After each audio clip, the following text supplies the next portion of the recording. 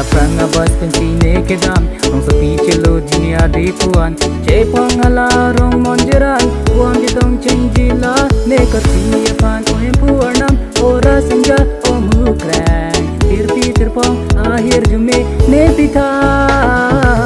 Tengwe ne Mani pen la nang sing Somdon tik bang so apir the Somdon tik bang so apir the O kang hon se ra tha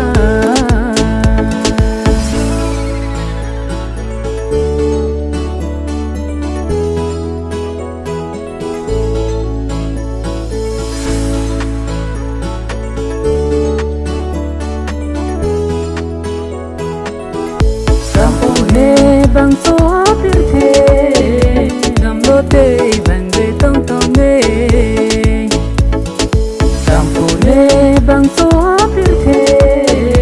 dam lo te bang de tong tong ne sing kan ti par tan lo sang man chi thi ke lo chiren long le de lo pu ang thek na plan lo ko pai si ka ve lo rana mi wan ra be lo